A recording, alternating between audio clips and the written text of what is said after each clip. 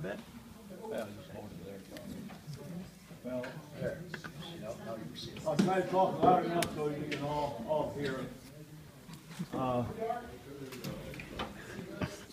First of all, I'd like us to thank all the cooks in the kitchen that prepared this wonderful breakfast for us. So let's give them a good hand.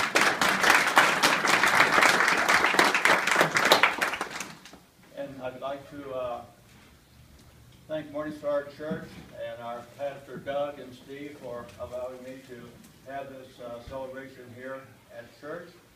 I appreciate that very much. And I'd like to introduce some of my family that are here with me today. My oldest brother, Kenny. I don't like calling Kenny, I'll get in trouble. Kenny, stand up and let someone see you that haven't met you yet.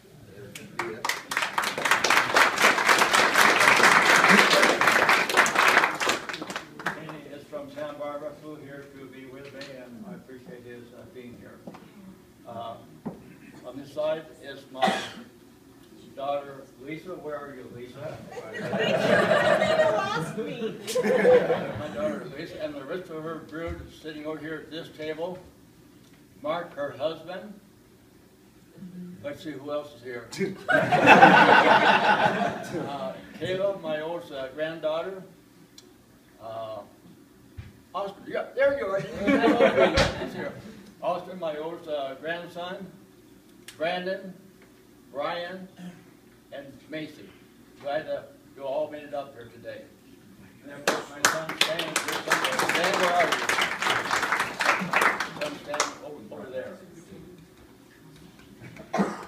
You know, Stan here. I'm very humbled to have all you here today. Thank you.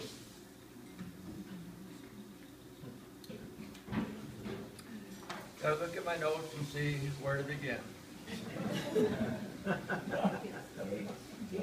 I think I found them.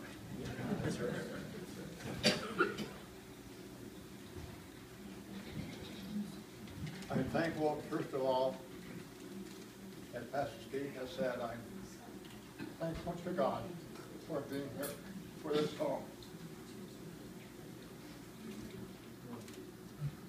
I want to share some of the highlights of my life.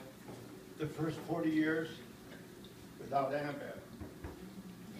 And then the next 50 years, the happiest 50.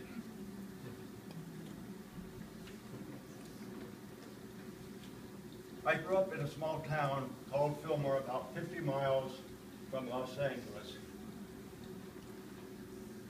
That's me. Here I am. That's my family. Where's Kenny? Elementary school. I grew up during the war years. Ration cards. There I am in the Navy. I graduated in high school in... Let's go back. Let's go back. Yeah, let's go back. There you go. I graduated from high school in June of 1945. July of 1945, I joined the Navy. Keeps wanting to go back. Let's go back. Bring it back over. One more. See there, Stan. I was in boot camp in San Diego on August 6, 1945, when they dropped the atom bomb on Japan.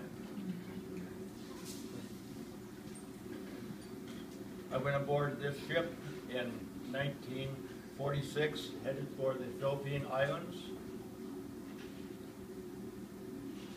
That's the island of Iwo Jima. Our ship steamed 2 miles offshore. That's the picture of Suribachi, where the famous flag raising occurred. There's some of my buddies in Tsingtao, China. I was discharged from the Navy in Norfolk, Virginia in 1948. I was up somewhere in the Rocky Mountains here aboard this train heading for California, out of the Navy. That was my first car in 1949 Ford. I was very proud of my first car. What kind of car? 1949 Ford. Okay. That's in Ventura. Some of my friends, I had a great time when I first got out of service, living in Ventura, being just a young 20-something-year-old, having a good time.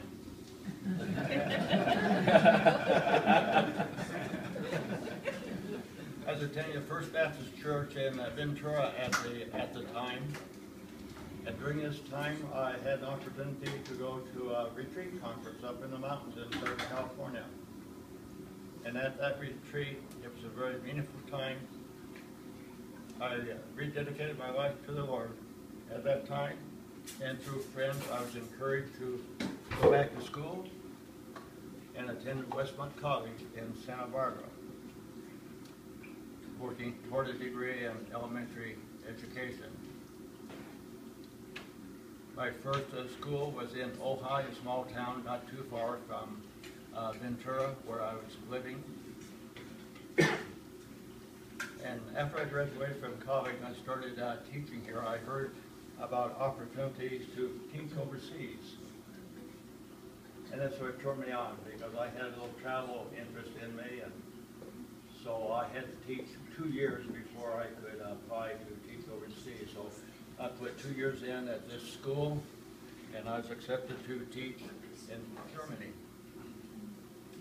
But in the meantime, I took one summer, came to Colorado, went to the University of Colorado Summer School, and of course I had a fun time climbing Long's Peak, my first time to access that peak.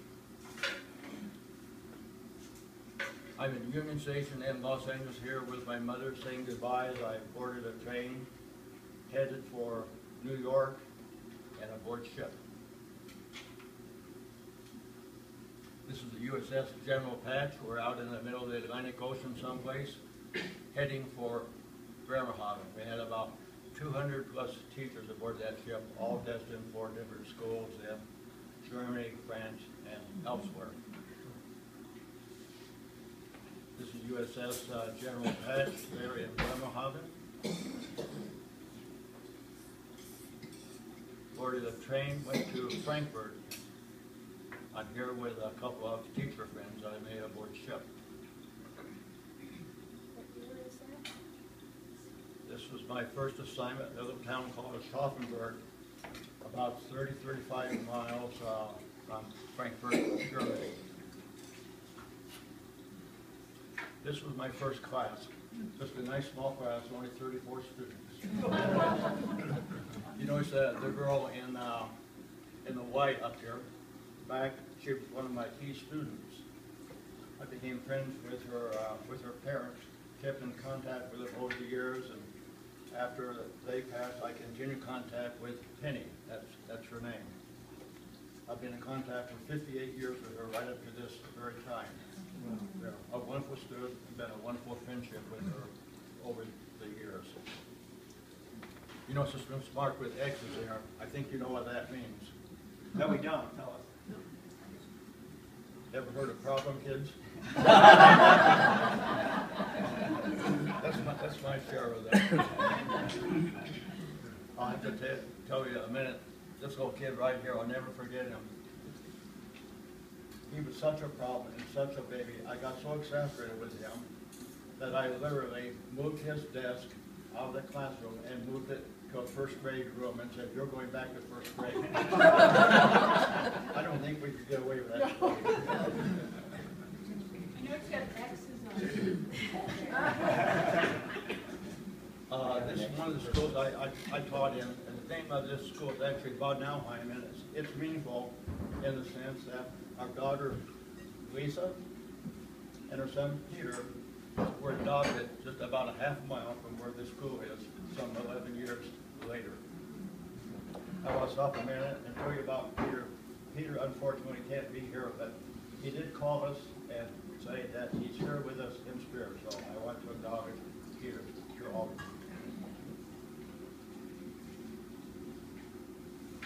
And just one of the other schools I taught in near Stuttgart.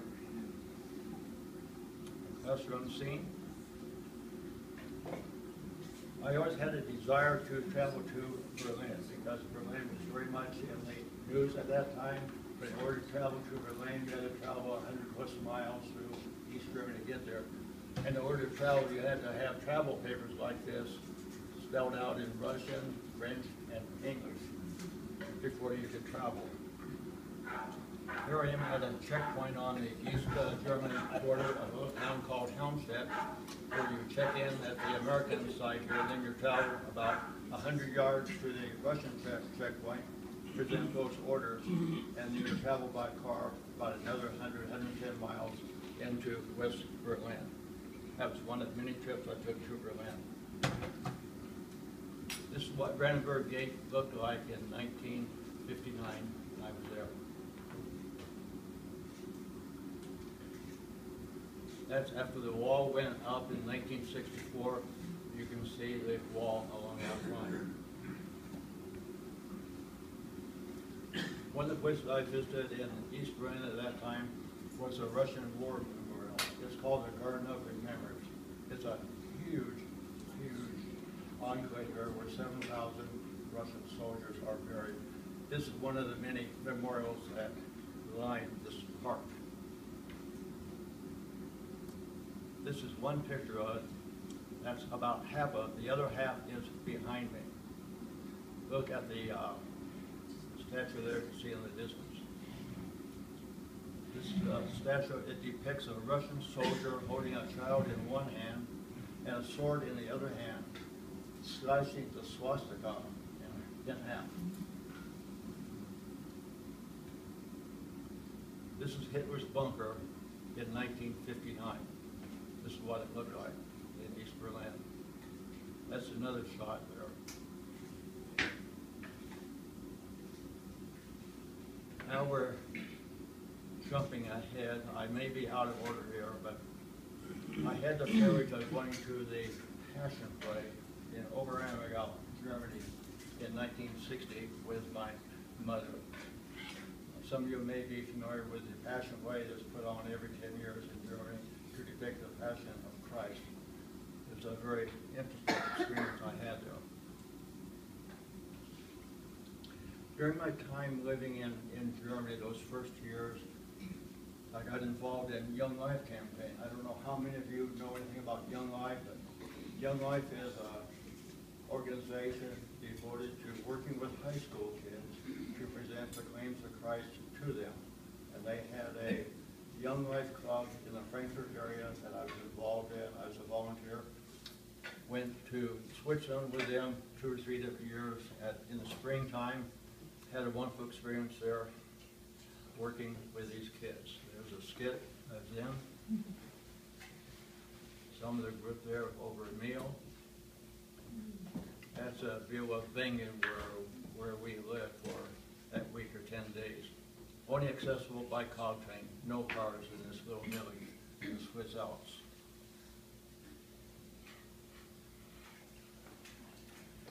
Because I lived in Germany, you know, they do speak a different language there. It's called German.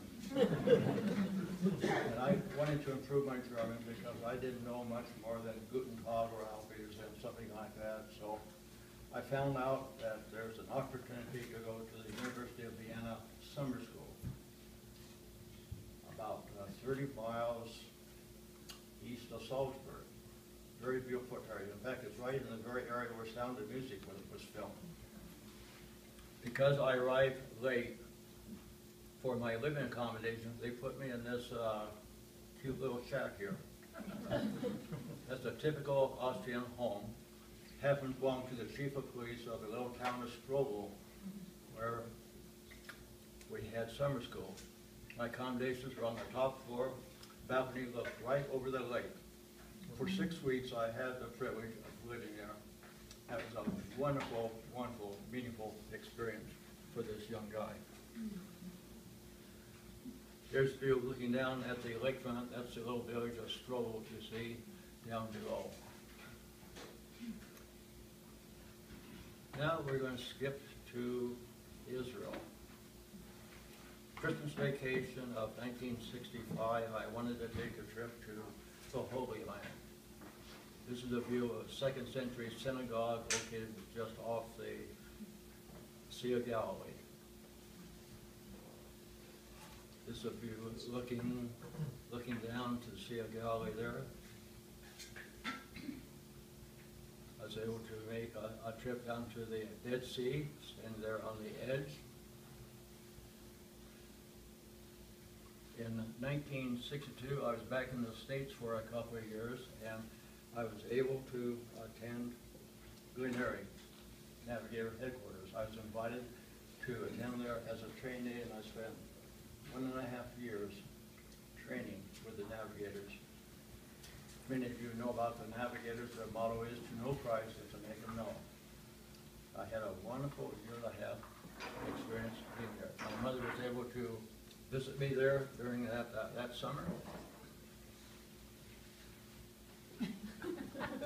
End of part one.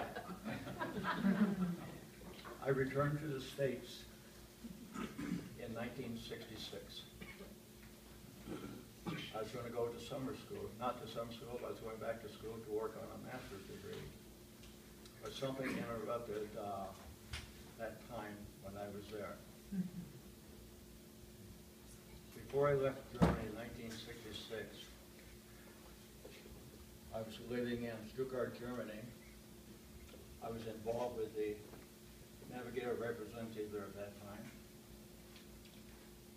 And one of the leaders from the navigators was there in Stuttgart at that time by the name of Jim Downing. Some of you know about Jim Downing, some of you read his book.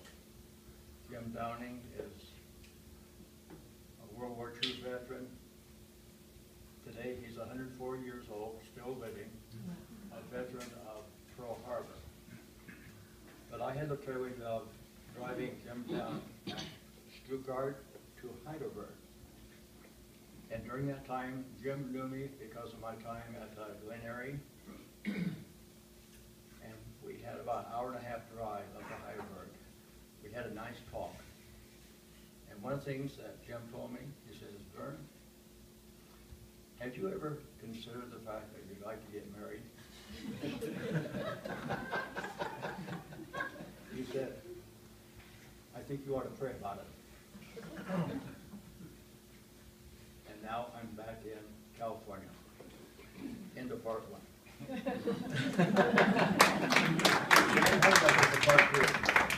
think we're gonna serve some cake real quick and then. Okay. Okay. Is that it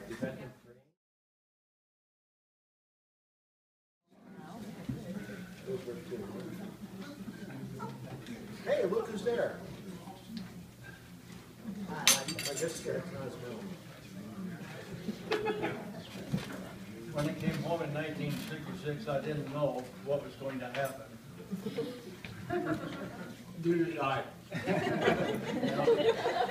My brother didn't know either.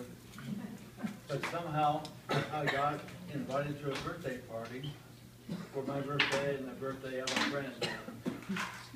He decided that he was going to invite a girl that he wanted me to meet. And so I was invited to his house there in the fall of 1966, and I was introduced to Annabeth. And we had dinner together, and then we went into the living room and sat down, and we watched Billy Graham on TV together. That was my introduction to Annabeth. Anyhow, I was very shy around girls. But my friend David introduced us, gave me Annabeth's phone number, and he walked me out to the car and says, Vern, here's the phone number, the rest is on you. It took me about a month later, and I called Annabeth out, and I asked her out for a date, and of course she accepted. I took her to a real nice restaurant because I wanted to impress her, and I think I must have done a good job. Anyhow, on July 1st, 1967, we were married.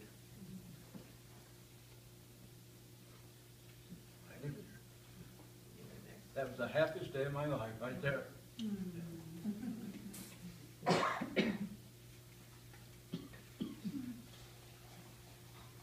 The church, the wedding party.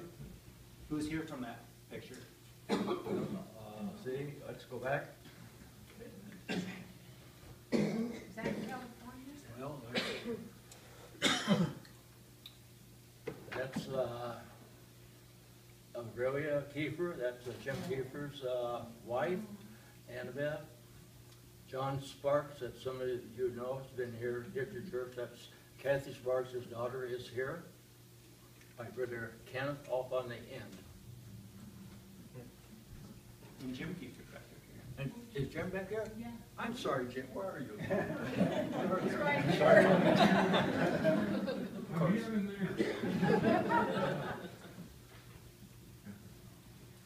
1 month and 1 day after we were married, we arrived in Frankfurt, Germany, at the airport. Soon after, we made a trip down to the Eibsee, down in the Bavarian Alps, out there rowing on the lake. Very soon after we arrived, we tied right in with the Navigator Ministry. There was a group of GIs in Bible study. 1968, we made a trip to Yugoslavia, to Dubrovnik. We had a wonderful 2-week vacation there on the Adriatic, a very relaxing, fun time for the two of us. This is a group of friends at our house. We're living up near Hahn Air Force Base at the time. Very deeply involved in ministry there.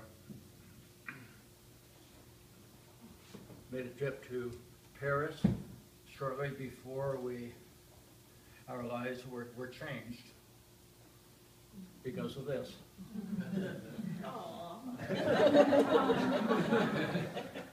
That's Lisa and Peter. That's only about a half a mile from the school I taught in some 11 years previously. That was when we first saw them.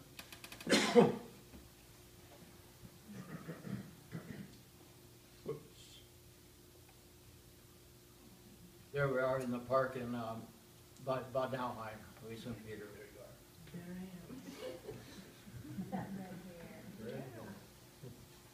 Some of the GIs that I was involved in during that time. Nice mutton chops. And then, right along, came this fellow. Can you believe that guy today? Very happy dad, right there. There's Lisa and Peter helping me celebrate another birthday a long, long time ago. We're down in Middlesbrough, Austria, on a skiing trip. Had many wonderful skiing trips down into Austria, Switzerland, many, many fond memories.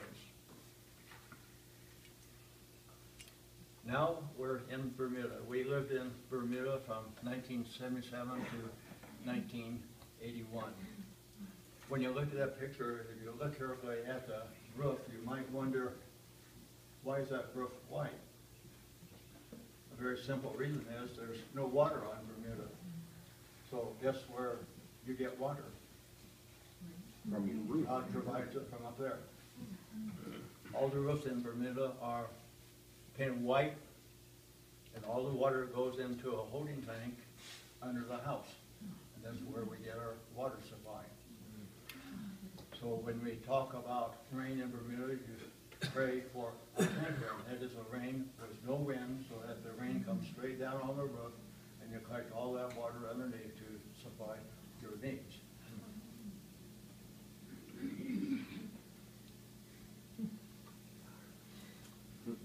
That's Lisa and Peter at the elementary school where I taught. It doesn't look like much of a school because it wasn't much of a school.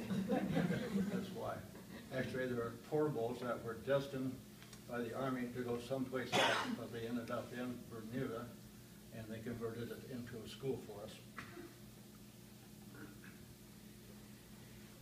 Bermuda, of course, is a popular tourist destination, so you have cruise ships coming in all the time during the summer. Here's the bowling dome, and here's some of the kids swinging on this cannon.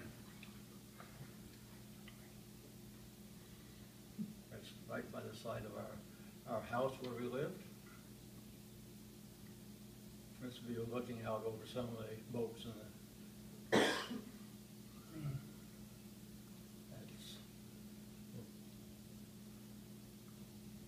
and Steve has a semi there at the base school.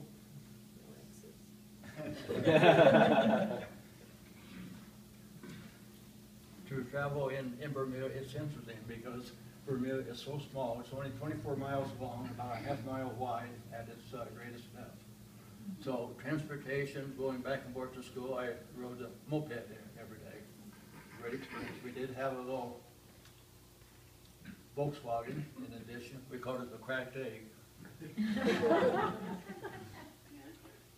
I will tell you if I have time. I don't have a picture of the cracked egg there, but because Bermuda is such a tourist destination, every spring, every car on the island has to go through an inspection.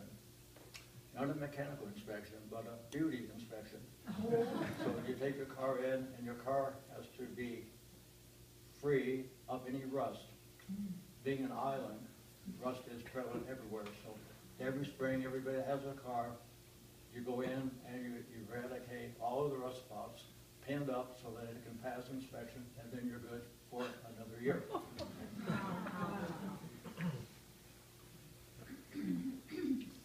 After 4 years in Bermuda, we ended up in Okinawa.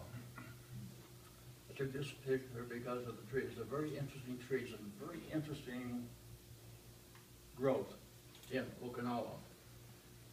Look careful, you might find Annabeth.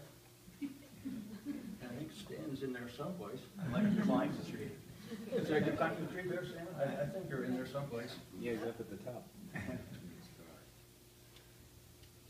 During the time there, we took a trip to Ieshima. That's a very small island right off the coast of Okinawa. And we visited the gravesite of Ernie Pyle. Most of you don't know Ernie Pyle, but Ernie Pyle was a very famous war correspondent during World War II. And he was shot by a Japanese sniper on that island, and this marks the spot where he was killed. Well, in Okinawa, we made several trips up to Korea. Korea was a favorite tourist spot for people to go because you could buy things so cheap up there. If you look carefully, you can see Annabeth in the picture. We're shopping in this outdoor market in Daegu, Korea.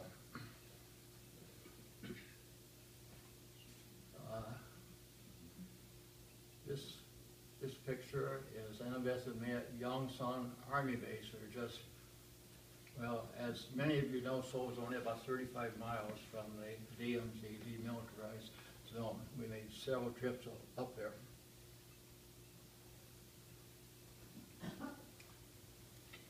In this picture is the huge U.S. Navy hospital on Okinawa. That's a shot of Annabeth and me.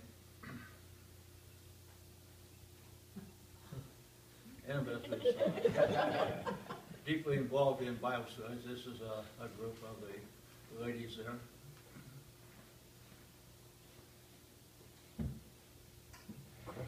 After coming back from Okinawa in 1987, we lived in Colorado Springs and Pawnee. I think you remember that house. That's Stan and Peter there busy shining our new car. And then, after 10 years in Colorado Springs, we made a decision to leave Colorado Springs, and we moved here to Red Feather Lakes.